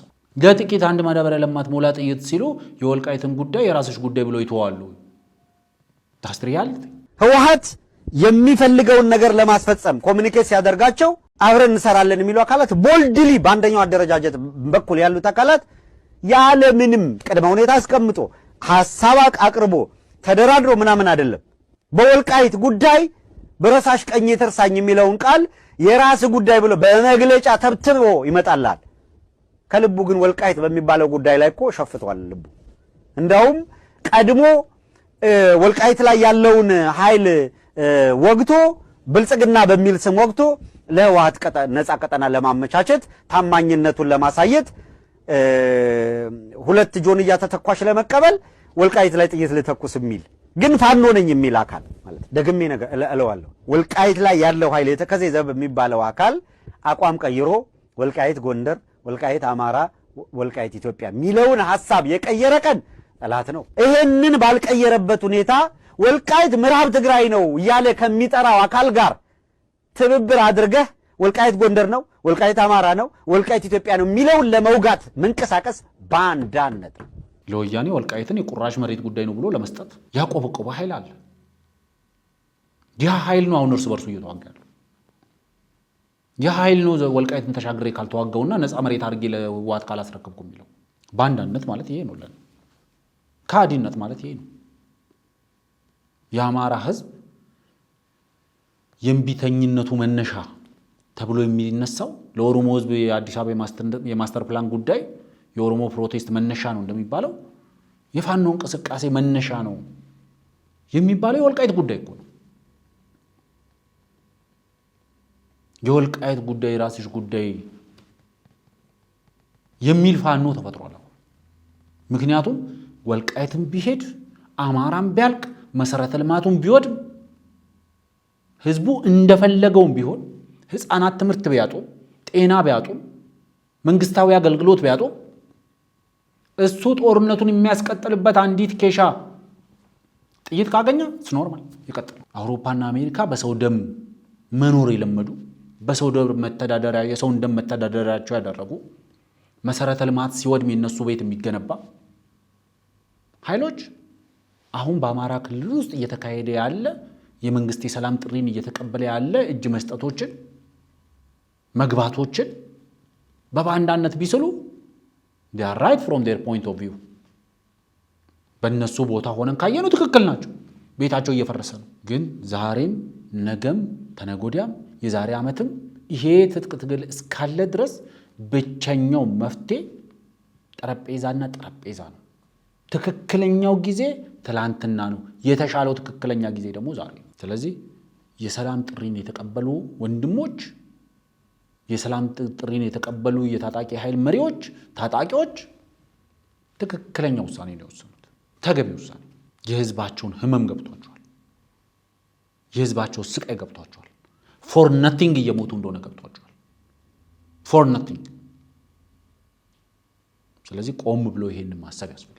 ሌላኛው ኢሹ ደግሞ እንግዲህ ባለፉት ዊኬንድ ውስጥ የተከሰተው የትግራይ ክልል ውስጥ ያለው ሁኔታ አሁንም አነጋጋሪነቱ እንደቀጠለ ነው።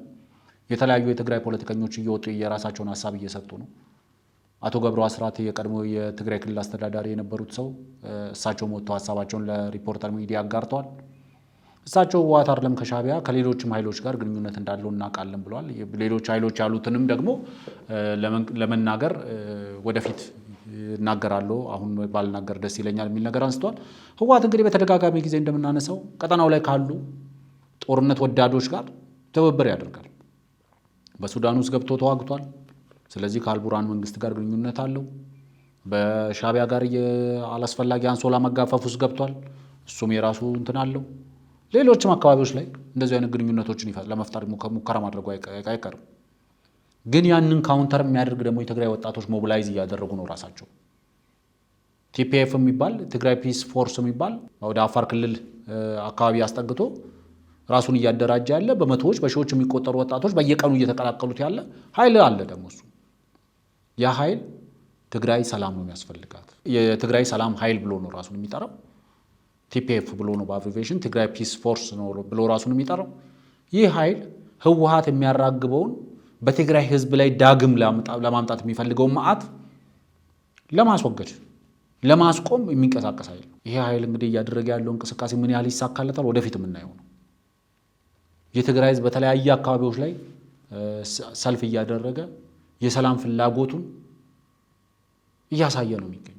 በተለይ በደቡባዊ ትግራይ ላይ መተን አስተዳደር አፍርሰን ህወሓታዊ አስተዳደር እናነብራለን፣ የደቡብ ትግራይ ህዝብ ህወሓትን ናፍቋል ብለው ሲደሰኩሩ የነበሩት አቶ ደብረጽዮን በሰልፍ ወጥቶ እኛ የናፈቀሽ የለም አይደለም ባለሽበት ተቀመጪ ካለሽበት ሚንቀልሽ የሚል ሰልፍ አድርጓል። ህወሓት አሁን ህወሓት ብሎ ራሱን የሚጠራው ህገወጥ ስብስብ የችግር መጥሪያ ነው።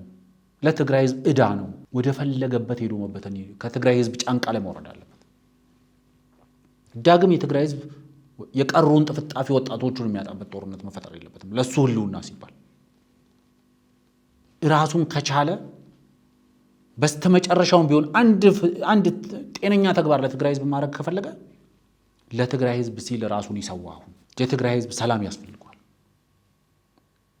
የትግራይ ህዝብ እንደ ማንኛውም የህብረተሰብ ክፍል አርሶ መብላት፣ ሰርቶ መብላት፣ ወጥቶ መግባት ያስፈልጋል። የትግራይ ህዝብ ራሱ በመረጠው መንግስት መተዳደር ያስፈልገዋል። እንደዚህ አይነት ፓራሳይት የሆኑ በህዝብ ላይ የተጣበቁ ፖለቲከኞችን ከትግራይ ህዝብ ላይ ማላቀቅ ያስፈልጋል። ህወሓት ከትግራይ ህዝብ ወጣ እንጂ የትግራይ ህዝብ ማለት ህወሓት ማለት አይደለም። ዛሬም ያ ነው። ህወሓት በትግራይ ህዝብ ላይ ተጣብቆ የትግራይ ህዝብን ደም ሲመጥ የኖረ ድርጅት ነው። ስለዚህ ይሄ ድርጅትን ከትግራይ ህዝብ ላይ ማላቀቅ ያስፈልጋል። አሁን ህገ ወጥ ተብሏል። አሁን ህወሓት የሚባል ድርጅት የለም ተብሏል። የአፍሪካ ህብረት ላይ ሄዶ ያቀረበው ምልጃም ብዙም ሰሚ ጆሮ ያገኘ አይመስለንም። ምክንያቱም የአፍሪካ ህብረት ምንም መልስ አልሰጠም እስካሁን ድረስ። ምክንያቱም ህግ አክብር ተብሎ ተለምኗል። ክቡር ጠቅላይ ሚኒስትሩ በተደጋጋሚ ጊዜ የምርጫ ቦርድን ህግ አክብሩ፣ ምርጫ ቦርድ ያስቀመጠላችሁን ሪኳየርመንት አሟሉ፣ እንድትፈርሱ አንፈልግም፣ ግን ህጋዊ እንድትሆኑ እንፈልጋለን በተደጋጋሚ ጊዜ ብለው ተናግረዋል። ለትግራይ ህዝብም ለትግራይ ፖለቲከኞችም ላገኟቸው ሰዎች ሁሉ ተናግረዋል። አቶ ጌታቸው ረዳ እንዳሉት እንደውም በቃ ሰላም ከወረደ እንታሰራለን ብለው ፈርተውን ከሆነ ወደ ፈለጉበት ሀገር ይውጡ፣ ሁኔታዎችን እኛ እናመቻቻለን። ለትግራይ ህዝብ ግን ሰላም ይስጡት፣ ለኢትዮጵያ ህዝብ ግን ሰላም ይስጡት ብለው መማጸናቸውን ተናግረዋል። አቶ ጌታቸው ረዳ ላለፉት 50 ዓመታት በትግራይ ህዝብ ደም በትግራይ ህዝብ ህልውናቸውን ሲያስቀጥሉ ነበር። ለትግራይ ህዝብ ያተረፉለት ነገር ቢኖር ከ600 ሺህ በላይ ህዝብ አልቆበታል የሚባል ጦርነት ነው ያተረፉለት። የህወሓት ጉዳይ አነታራኪ ሆኖ ለተወሰነ ጊዜ ሊቀጥል ይችላል። ግን ዋናው ትልቁ መሰረታዊ ነገር የትግራይ ህዝብ ምን ይፈልጋል? የትግራይ ህዝብ በተለያየ መንገድ ሰላም ፈላጊነቱን እያረጋገጠ ነው። ሰላም ወዳድነቱን እያረጋገጠ ነው። ልማት ፈላጊነቱን ዳግም ግንባታውን እንደሚፈልግ ነው እያረጋገጠ ያለው። ስለዚህ ጊዜያዊ አስተዳደሩን በተወሰነ ደረጃ ኮንትሮል አድርጎ ጊዜያዊ አስተዳደሩ መደበኛ የመንግስታዊ ስራዎችን እየሰራ የሚቀጥልበትን ሁኔታ መፍጠር ተገቢ። ህወሓትን እየገፉ ከፖለቲካ ስርዓቱ ማስወጣት ያስፈልጋል። ድሬን ማድረግ ያስፈልጋል። ዋናው ነገር የትግራይ ፖለቲካን በሚመለከት ያለው ነገር ይሄ ነው። ሌሎችን በሚቀጥሉት ፕሮግራሞቻችን ውስጥም እንደዚሁ እያስገባን መረጃዎችን እንለዋወጣለን። ሌላኛው እንግዲህ ቅድም ነካክቼዋለሁ፣ የጤና ባለሙያዎቹ ጥያቄ አለ። ብዙ ሰዎች የተለያየ የመፍትሄ ሀሳብ ይዘው እየመጡ ነው። መንግስት ሪዞርቶቹን ቢሸጥ፣ መንግስት ሶኮልድ ቤተ መንግስት የሚባለውን ነገር ቢሸጥ፣ መንግስት ይሄንን ቢሸጥ ያንን ቢሸጥ፣ ያው እንደው ከህዝብ ያስጋጨናል ብለው ነው እንጂ ግድቡንም ቢሸጥ ሊሉ ይችላሉ። መሸጥ እንደ መፍትሄ አድርገው የሚያቀርቡ ሰዎች አሉ። ይሄንን ፕሮጀክት ቢሸጥ፣ ይሄንን ፕሮጀክት ቢያቋርጥ የሚል መፍትሄ። እነዚህ የጤና ባለሙያዎች 10 ሺህ አይሞሉም። ስለዚህ ለእነዚህ የጤና ባለሙያዎች የተወሰነ ገንዘብ ደሞዝ ጭማሪ ቢደረግላቸው ችግሩ ሊፈታ ይችላል። በጤና ባለሙያዎችም ሆነ በሲቪል ሰርቫንቱ ኪስ ውስጥ ተጨማሪ ገንዘብ በመክተት የሚቃለል የኑሮ ውድነት አለ ወይም ደግሞ የዋጋ መጨመር አለ ብዬ አላስብም። ብዙ ችግሮች ኢንጀነራል ከሀገሪቷ ኢኮኖሚ ከሀገሪቷ የንግድ ስርዓት ጋር አብረው የሚፈቱ ችግሮች አሉ። መፈታት የሚችሉ ደግሞ አሁን እንደ መፍትሄ እንደ ኢሚዲየት ሶሉሽን ሊፈቱ የሚችሉ ችግሮችም ደግሞ አሉ። ከተዘረዘሩት ውስጥ ወደ 12 አካባቢ የጤና ባለሙያዎቹ ካነሷቸው ጥያቄዎች ውስጥ ግማሹን ከፋፍሎ ለሲቪክ ሶሳይቲው በጠቅላላ ለህዝብ አገልጋዩ ማህበረሰብ በጠቅላላ ሊፈቱ በጋራ የሚፈቱ ጉዳዮች አሉ። ከገበያ ስርዓት ጋር አብረው የሚፈቱ ችግሮች አሉ። ከዛ ደግሞ እዛው ባሉ አንስ ኤንድ ፕሪቪሌጅ የሚፈቱ ነገሮችም ደግሞ አሉ። መንግስት እንደዚህ የከፋፈለ ማየት ያስፈልጋል። ሰፋ አርግቶ አንዳንዴ ችግሩን አንዱ የጤና ባለሙያው ይዞት የመጣውን ጥያቄ የብዙሃኑ ጥያቄ አድርጎ ለብዙሃኑ የሚሆን መፍትሄ ይዞ መምጣት ተገቢ ነው። የፖሊሲ ሪፎርም የሚፈልጉ ነገሮች አሉ። በተወሰነ ደረጃ ሰፋ አርግተን አዲስ ኮምፓስ ላይ ባለፈው ቅዳሜ ዕለት አንስተን ነበር። እዛ ላይ እንዳነሳ ነው ከፈልፈል አርግቶ ማየት ጥሩ። ብዙ ጊዜ ይሄ የዩኒቨርሲቲዎችን ራስ ገዝ በማድረግ የዩኒቨርሲቲ መምህራን የተወሰነ ተጠቃሚነታቸው የሚያረጋግጥ ስርዓት ለመፍጠር የተሄደው ርቀት ተወሰነ የጤና ሴክተሩንም በተወሰነ ደረጃ ወደዛ መውሰድ ያስፈልጋል። ለምሳሌ አንደኛው የሆስፒታሎች የጤና ተቋማት ኢንፍራስትራክቸር ከሚባሉት አንደኛው መሆን አለበት ብዬ ከማነሳ ውስጥ አንደኛው ሃውዚንግ ፕሮጀክቶች፣ ሆስፒታሎች ሲገነቡ ሆስፒታል ውስጥ የሚያገለግሉ የጤና ባለሙያዎች አትሊስት እዛው ሆስፒታል ውስጥ የራሱ ሃውዚንግ ፕሮጀክት ቢኖረው አንድ ዶክተር እዛ ሆስፒታል ሲመጣ እዛ መኖሪያ ቤት ይኖረዋል። ዴን ኢትስ ኢዚ ፎር ለሆስፒታሉ አክሰስ እነዚህን ዶክተሮች አክሰስ ለማድረግም ቀላል ይሆናል። ዶክተሮቹንም ደግሞ ካላስፈላጊ ከፍተኛ ወጪ ከሚጠይቅ የቤት ክራይ ዋጋ ያድናቸዋል። እዛው እየሰሩ የመንግስት የሆስፒታሉ መኖሪያ ቤት ውስጥ እየኖሩ የተወሰነች ገንዘብ ሴቭ አድርጎ ደግሞ የራሳቸውን ቤት ሪታየር ሲያደርጉ ሊያርፉበት የሚችሉ ቤት የሚሰሩበት ኢን ሎንግ ተርም መንግስት የተለያየ አክሰሶችን አመቻችቶ መሬት የሚያገኙበትን ቤት ለመስራት የተወሰነ ብድር ድጋፍ የሚያገኙበትን ሳም ኢንትረስት ሎ ኢንትረስት ኦር ኢንትረስት ፍሪ የሆነ ብድሮችን ማግኘት የሚችሉበትን እንደዚህ አይነት ሲስተሞችን ማዘጋጀት ያስፈልጋል። መንቀሳቀሻ የትራንስፖርት መኪኖችን በዲዩቲ ፍሪ ማስገባት የሚችሉበትን ቢያንስ አንድ መሸጥ መለወጥ ተገድቦም ቢሆን አንድ ተሽከርካሪ የሚያስገኙበትን ከሀገር ውስጥ ገበያ ደግሞ መግዛት የሚፈልጉ ከሆነ ደግሞ ከሀገር ውስጥ የመኪና መገጣጠሚያዎች መግዛት የሚችሉበትን በተራዘመ የክፍያ ስርዓት መግዛት የሚችሉበትን ሁኔታ ማመቻቸት ይኖራል። አሎዋንሶችን ማንጣት ይቻላል። ቴሌፎን አሎዋንስ ማለት ይቻላል። ሄልዝ አሎዋንስ መስጠት ይቻላል። ሄልዝ ኢንሹራንሶች ክብርት ሚኒስትሯ ባለፈው እንዳነሱት የጤና መድን መስጠት ሊያስፈልግ ይችላል። ዳይሬክትሊ ይሄ በገንዘብ መልክ ከሚሰጠው በተቃራኒ በአገልግሎት። ስለዚህ ኢሚዲየትሊ እንደዚህ ይሄ ከዲዩቲ ክፍያ ጋር መዘግየት ጋር መቅረት ጋር 7፣ 6፣ 5 ወራትን መዘግየት ጋር ተያይዞ ያሉ ጥያቄዎች መፍታት ይቻላል። ከዛ በኋላ ደግሞ ኢን ዘ ሎንግ ረን ደግሞ ከሲቪል ሰርቫንቱ ጋር ተያይዞ ከዛም ሲስተሙን እንውጣ በተለይተን እንታይ የሚባልም ከሆነ ደግሞ ፖሊሲ ሪፎርም ስለሚፈልግ የተወሰነ ጊዜ ይወስዳል እሱ። ከዛ ደግሞ ኢንፍራ ኤንድ ኢንፍራስትራክቸርስ አሉ ሆስፒታል ውስጥ የሆስፒታል የጤና ተቋማት ኢንፍራስትራክቸሩን ማሻሻል የሚሰሩበትን የስራ አካባቢ ማሻሻል ማለት ነው። የተወሰነ ጊዜ ቢወስድም መካከለኛ ጊዜ ይወስዳል። የቅድሙ በአፋጣኝ መደረግ የሚችሉ ነገሮች ናቸው እነዚህ። ይሄ ደግሞ ኢንፍራ ኤንድ ኢንፍራስትራክቸሩን ደግሞ ማሻሻል ደግሞ ሚዲየም መካከለኛ ጊዜ የሚወስድ ነገር ነው። ቢያንስ የሚፈልጉትን ስራ ለመስራት የሚያስችል ኢንፍራስትራክቸር ያስፈልጋቸዋል። እነዚህ ነገሮችን ማሟላት ያስፈልጋል። ይሄኛው ራሱን የቻለ በመካከለኛ ጊዜ የሚፈታ ችግር ነው። ከዛ ደግሞ እንደ ሀገር አቀፍ ደረጃ በደሞዝ የሚተዳደረው የህብረተሰብ ክፍላችን ኑሮውን መቋቋም አልቻለም። ለምን? የሸቀጦች ዋጋ እና የሚያገኘው ገቢ ስለማይመጣጠን። ለምንድን ነው የማይመጣጠነው? የሚከፈለው ገንዘብ ትንሽ ስለሆነ ነው ወይስ ገበያ ውስጥ ያለው ሸቀጥ በጣም ዝቅተኛ መጠን ስላለው ነው? ኪስ ውስጥ የሚገባውን ገንዘብ ቁጥር ብንጨምረው ገበያ ውስጥ ሄዶ ያለውን ሸቀጥ የሚያባረረው ገንዘብ ቁጥር እየጨመረ ኢንፍሌሽኑን በከፍተኛ ደረጃ የኑሮ ውድነቱን በከፍተኛ ደረጃ እየጨመረ እንዲሄድ ያደርገዋል። ስለዚህ የተሻለው መፍትሄ ምንድን ነው? ገበያውን መቆጣጠር ነው። ገበያ ውስጥ በቂ ሸቀጥ እንዲገባ ማድረግ፣ ምርትና ምርታማነትን መጨመር፣ የተለያየ አማራጭ የተሞሉ የሃውሲንግ ፕሮጀክቶችን ኢንትሮዲውስ ማድረግ፣ መንግስት በክራይም በሽያጭም የሚቀርቡ የቤቶችን መጠን መጨመር። ለምሳሌ ሁል ጊዜ ፎከስ የምናደርገው ኮንዶሚኒየም ቤቶችን ስንገነባ ሃውሲንግ ፕሮጀክቶቻችን ፎከስ የሚያደርጉት በቀጥታ በባለቤትነት የሚያስተዳድሩትን ቤት ነው ፎከስ የምናደርገው። ከዛም የተለየ ሌላ አማራጭ ይዘን እንምጣ። ሰዎች በክራይ በዝቅተኛ ክራይ ሊኖሩባቸው የሚችሉ ቤቶች፣ ድሮ የቀበሌ ቤቶች እንደሚባሉት አሁንም አሉ በተወሰነ ደረጃ የክራይ ቤቶች እንደሚባሉት ያሉትን የክራይ ቤቶች ብቻ ሳይሆን በዝቅተኛ ገቢ የሚኖሩ ዜጎች የሚተዳደሩ ዜጎች ሊኖሩባቸው የሚችሉ ቤቶችን በተለያየ አማራጭ ይዞ መምጣት ያስፈልጋል። በቀላሉ ሰዎች ተከራይተው ሊኖሩባቸው የሚችሉ እንደዚህ አይነት አማራጮችን በማስፋት ሲቪል ሰርቫንቱ በቀላሉ አማራጭ መኖሪያ ቤቶችን የሚያገኝበት ይሄ 2-3 ነገሮችን ይቀንሳል። ሲቪል ሰርቫንቱ በአንድ ቦታ የሚቀመጥ ለምሳሌ የሰራዊት ብንወስድ መከላከያም ሆነ የፖሊስ ሰራዊቱን ብንወስድ አንድ ቦታ ቢቀመጥ መደበኛ ሰራዊት አይደለም። በቃ ዝም ብሎ አዲስ ላይ ቤዝ ያደረገ ኦር ቢሾፍቱ ላይ ቤዝ ያደረገ ኦር አዳማ ላይ ቤዝ ያደረገ ኦር ባህር ዳር ላይ ወይ ሰመራ ላይ ወይ ጅጅጋ ላይ ወይ ጋምቤላ ላይ ወይ አሶሳ ላይ ቤዝ ያደረገ ሁሌም እዛም ይኖር አይደለም። ሙቭ ያደርጋል፣ ሰርኩሌት ያደርጋል።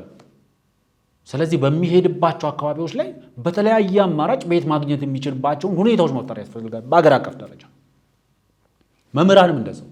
ዛሬ ቢሾፍቱ ላይ የሰራ መምህር ነገ ሻሸመኔ ላይ ሊሄድ ይችላል፣ ኦር በቆጂ ላይ ሊሄድ ይችላል፣ ኦር ሰም ሐረርጌ ላይ ሊሄድ ይችላል።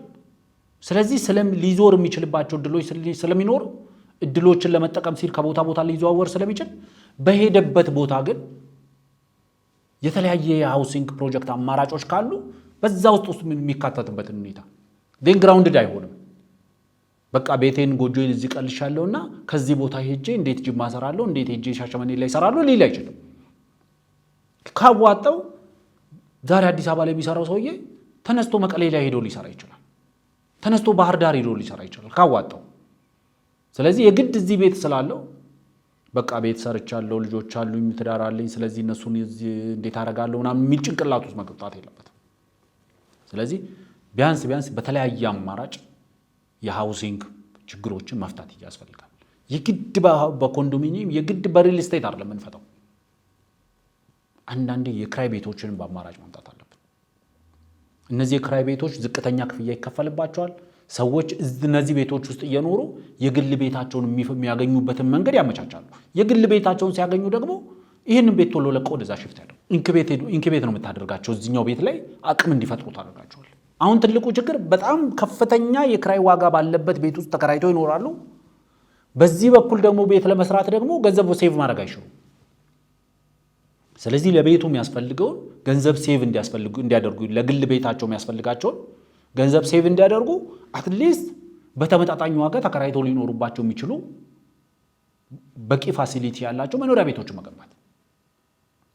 በግንባታ ውስጥ የሚፈጠር የሥራ ዕድል አለ። በግንባታ ውስጥ የሚፈጠር ከግብአት ጋር ተያይዞ የሚፈጠር የሥራ ዕድል አለ። ብዙ ነገር አለ። ግን እዚህ ቤት ውስጥ ሲኖሩ ኢሚዲየትሊ የግል ቤት በሚኖራቸው ሰዓት ላይ ዳታቤዙ ላይ በፎረንሲክ ሲስተም ወር በአሻራ ወር በባዮሜትሪክ ሲስተም ዳታ ስለሚሰበሰብ የግድ እዚህ ክራይ ቤት ውስጥ ካለ የባለም የሚስትም አሻራ ሁሉም ባዮሜትሪክ ዳታዎች ስለሚኖሩ ቤት የግል ቤት ሲያገኝ ዳይሬክትሊ ይሄን የተከራየው ቤት ይለቃል። ይሄንን በዝቅተኛ ዋጋ እየኖረ ያንን እያከራየ ሊኖር አይችልም። ይሄን ይለቅና ወደ ግል ቤቱ ይገባል። በእንደዚህ አይነት ሜቶዶችን መጠቀም የግድ እዚህ ሀገር ላይ ከፍተኛ የሆነ የኢኮኖሚ መሻሻል እንዲመጣ ከፈለግን ታክሴሽን ሲስተማችንን ኢምፕሩቭ ማድረግ ይኖርብናል። ሲቪል ሰርቫንቱን ሞር ታክስ እያደረግነው በሄድን ቁጥር እጁ ላይ የሚገባው ገንዘብና መንግስት እጅ ላይ የሚቀረው ገንዘብ መካከል ሰፊ ልዩነት እየመጣ ይመጣል። እንደ ቀልድ ቢባል አለ አይደል? አሁን ለምሳሌ ግብሩን ስጡኝና ዋናውን ውሰዱት የሚባል። ስለዚህ እዛም ላይ የተወሰነ ነገር ፎከስ ማድረግ ያስፈልጋል። ሲቪል ሰርቫንቱ ላይ ከፍተኛ የሆነ የታክስ ጫናዎች አሉበት፣ ተደራራቢ ታክሶች። መንግስት ታክስ አድርጎ ገንዘቡን ይሰጣል። ከዛ በየሱፐርማርኬቱ በየገበያው ላይ ሄዶ ደግሞ ሲገዛ ደግሞ ታክስ ይደረጋል። ኮንሱመር ታክሶች ቫት የምንላቸው ማለት ነው። አንዳንዴ ሰርቪስ ታክስ፣ አንዳንድ ቦታ ሱር ታክስ፣ እንደዚህ አይነት ታክሶች አሉ። ስለዚህ ይህንን ታክስ ማቃለል የሚቻልባቸው ሜካኒዝሞች መፍጠር፣ ታክስ ሪፈንድ በሌሎች ሀገሮች የሚሰራውን በተወሰነ ደረጃ ሞዲፋይ አድርጎ እዚህ ኢንትሮዲውስ ማድረግ። ምክንያቱም ከነጋዴው በቂ ግብር እየሰበሰብን አይደለም። ለምን? ነጋዴው በደረሰኝ ይሸጥ አይደለም። ነጋዴው በደረሰኝ የማይሸጠው ደግሞ ገዢው ደረሰኝ ስለማይቀበል ነው። ምክንያቱም ደረሰኝ ሲቀበል ዋጋ ይጨምርብኛል ብሎ ስለሚፈራ። በአመት ኦር በወር በደሞዝ የምታገኘውን ገንዘብ በደረሰኝ ሰፖርት አድርገህ ማቅረብ ከቻልክ፣ ወጪህን በደረሰኝ ሰፖርት አድርገህ ማቅረብ ከቻልክ ሪፈንድ አድርግሃለሁ ካልከው ማንቁርቱን እየያዘ ከነጋዴው ላይ ደረሰኝ ይቀበላል። ከእህቱም ከወንድሙም ቢጠጣ ሻይ ቢጠጣ ደረሰኝ ይቀበላል። በአንድ በኩል የንግድ ስርዓታችንን ደረሰኝ የሚቀበል ሶሳይቲ ክሬት እናደርጋለን። ህገ ወጥ ንግድን እንከላከላለን። ህገ ወጥ ንግድ ደግሞ በጠፋ ቁጥር ደግሞ ኮንትሮባንድ እየቀነሰ ይመጣል። ምክንያቱም በህጋዊ መንገድ ያልገባ ነገር በደረሰኝ አይሸጥም። በህገ ወጥ መንገድ የገባ ሸቀጥ በህጋዊ ደረሰኝ አይሸጥም። ስለዚህ ገበያችን ውስጥ ያለው ሸቀጥ ህጋዊ ይሆናል። በደሞዝ የሚተዳደረው የህብረተሰብ ክፍላችን ደረሰኝ ይጠይቃል። ዴን ደረሰኙን ሰብስቦ ኦዲት አስደርጎ ሪፈንድ ያገኛል። ዴን ታክስ በርደኑን እየቀነስንለት እንመጣለን። እኛም በአንድ በኩል ከነጋዴው የህብረተሰብ ክፍላችን ማግኘት የሚጠበቅብንን ግብር እናገኛለን። ዜጎቻችንም በታክስ በርደን ውስጥ ያሉ ደግሞ ደሞዝተኛ የህብረተሰብ ክፍል ደግሞ ታክስ ሪፈንድ ሲደረግ የተወሰነ ገቢ ያገኛል። ኢንዱስትሪዎችን፣ ካምፓኒዎችን በተወሰነ ደረጃ ባመረቱት ባገኙት ገቢ ሳይሆን ታክስ ማድረግ ያለብን በፈጠሩት የሥራ ዕድል ታክሳቸውን እንዲቀንስ። ለአንዳንድ ሰዎች ሀሳቤን እየገለጽኩ ነበር በመንግስት ስልጣን ላይ ላሉ። ኢቭን አግሪካልቸር ሴክተር የኢትዮጵያ ትልቁ አቅም ነው። አግሪካልቸራል ሴክተሩን በኢንቨስትመንትም ሆነ በስሞል ሆልደር ወር በፋርመር ሌቭል በሚሰራው የአግሪካልቸር ሴክተር ከታክስ ፍሪ ማድረግ። ምክንያቱም ከፍተኛ የሥራ ዕድል ሊፈጥር ይችላል። ከፍተኛ የሆነ ኢንፍራስትራክቸር ዴቨሎፕመንት ዘርፍ ላይ ሊመጣ ይችላል። ከፍተኛ የሆነ የሲኤስአር ይሄ ኮርፖሬት ሶሻል ሪስፖንሲቢሊቲውን ሊወጣ ይችላል። ስለዚህ ታክስ ፍሪ ማድረግ። ምክንያቱም ኢኮኖሚው በከፍተኛ ደረጃ አምራች የግብርና ምርት አምራች ከሆነ በዓለም ላይ ተጽዕኖ የመፍጠር አቅሙ እየጨመረ ስለሚመጣ፣ ስለዚህ በዓለም ላይ እኛ መወዳደር ያለብን እንደ በርካሽ የሰው ኃይል አይደለም፣ በለም በድንግል መሬት ምናምን በሚለው አይደለም ልንወዳደር ይገባል። ግብርና ላይ የሚሰማራን ኢንቨስተር ታክሱን ዜሮ እናደርጋለን። the more job you created the least tax you pay የሚል ሞቶ መከተል እንችላለን። ብዙ የሥራ ዕድል የፈጠረ ትንሽ ታክስ የሚከፍልበት፣ ብዙ ምርት ኤክስፖርት ማድረግ የቻለ ትንሽ ታክስ የሚከፍልበት። ዴን ሰዎች ሞር ኤክስፖርት ማድረግ፣ ሞር ፕሮዲውስ ማድረግ፣ ሞር የሥራ ዕድል መፍጠር፣ ሞር ኮርፖሬት ሶሻል ሪስፖንሲቢሊቲያቸውን በተወጡ ቁጥር ታክሱ ኔጌቲቭሊ ኮሪሌትድ ከሆነ ታክሱ እዚህ ጋር የምናጣውን ታክስ በሌላ መንገድ እናገኘዋለን። ታክሱ እየቀነሰ ነው የሚሄደው ካልናቸው ሞር ማምረትን፣ ሞር ኤክስፖርት ማድረግን፣ ሞር የሥራ ዕድል መፍጠርን፣ ሞር ይሄ ኮርፖሬት ሶሻል ሪስፖንሲቢሊቲያቸው መወጣትን ያደርጋሉ። then we get more income እናገኛለን። ይሄ more income እያገኘን ስንመጣ more ምርቶች ወደ ገበያ መምጣት ይጀምራሉ። more ምርት ወደ ገበያው በመጣ ቁጥር ሰዎች ኪስ ውስጥ ያለው ገንዘብ አሁን ባለው ደረጃም ቢሆን የመግዛት አቅሙ እየጨመረ ይመጣል። ብዙ ሸቀጦች ጥቂት ገንዘቦች ባሉበት ገበያ ውስጥ ገንዘቦቻችን አማራጭ ይኖራቸዋል። we need to fix the economy በዚህ መንገድ ነው ኢኮኖሚውን ፊክስ ማድረግ የሚቻለው። ኢኮኖሚውን ፊክስ ባላደረግንበት ሁኔታ ግን በሚሊዮንም በትሪሊዮንም የሚቆጠር ገንዘብ ወደ ጤና ባለሙያው፣ ወደ ግብርና ባለሙያው፣ ወደ መምህሩ ኪስ ብናስገባ ችግሩን አንፈታው። አቶ ጀዋር ከአንድ ሚዲያ ጋር ቆይታ አድርገው ነበር፣ ከኩሽ ሚዲያ ኔትወርክ ጋር ቆይታ አድርገው ነበር። ሪዞርቶቹን እንሸጣለን እንትኑን እንሸጣለን የሚል ነገር አንስተዋል።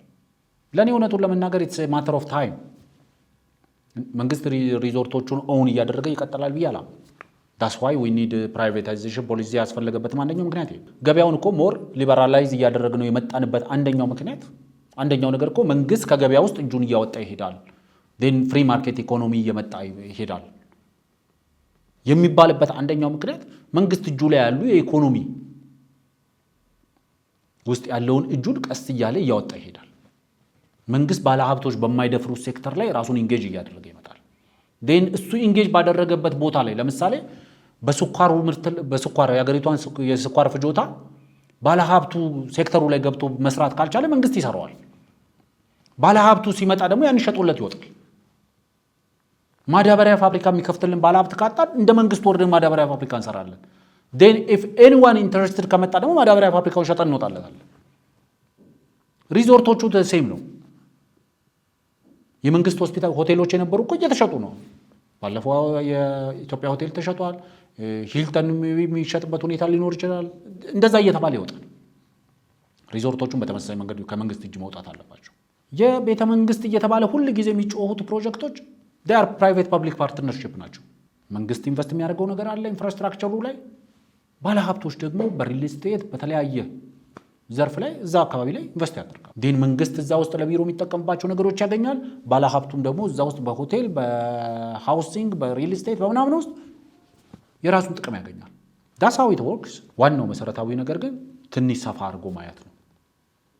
ሞር ገንዘብ ለሲቪል ሰርቫንቱ መክፈል የሲቪል ሰርቫንቱ አሁን ያለበትን ነገር ይፈታዋል ወይ? ዛሬ 10,000 ብር ቤት ተከራይቼ መኖር አልቻልኩም፣ 20,000 ብር ቤት ተከራይቼ መኖር አልቻልኩም የሚለው ሲቪል ሰርቫንት 20,000 ብር አይደለም 50,000 ብር አካውንቱ ላይ ደሞዙ ላይ ቢጨመርለት ደብል ኦር ትሪፕል ብናደርገው ኳድራብል ብናደርግለትም ጭምር the next day ሸቀጦቹ ዋጋ እሱ ላይ ከተጨመረለት እጥፍ ሆኖ ሊጨምር ይችላል። ስለዚህ የግድ ሸቀጡን ገበያ ውስጥ ያለው ሸቀጥ ማብዛት ያስፈልጋል። እዛ ጋ ነው ግብርናው፣ እዛ ጋ ነው ኢንዱስትሪው፣ እዛ ጋ ነው የተለያዩ ሴክተሮች አስተዋጽኦ ያበረክታሉ። ሞር ሸቀጥ በሌለበት ገበያ ላይ ያንን የሰጠውን ገንዘብ አብዞርቭ የሚያደርግ ሸቀጥ በሌለበት ገበያ ላይ ሞር ገንዘብ ኪሳቸው ውስጥ ብንጨምርላችሁ ለጤና ባለሙያዎቻችን ምን ፈልገው መፍትሄ አያመጣም። ስለዚህ ከዚህ አንግል መታየት አለበት ብዬ ነው የማስበው። ረጅም ሰዓት እንዲያስኳችሁ ተስፋ አድርጋለሁ። እንግዲህ ያው አጀንዳዎቹ የግድ ዌል ዲስከስድ መሆን አለባቸው ብዬ ነው የማስበው። በምፈልገው ደረጃ አላብራራሁት ይሆናል። አንዳንዴ በስንፍና አንዳንዴ ባለማወቅ እንደሆነ ቁጠሩልኝ። ነገ በተለየ አርዕስት እንግዲህ እስከምንገናኝ ድረስ ለዛሬው ስለነበረን ቆይታ እያመሰገንኩ ጤና ይስጥልኝ።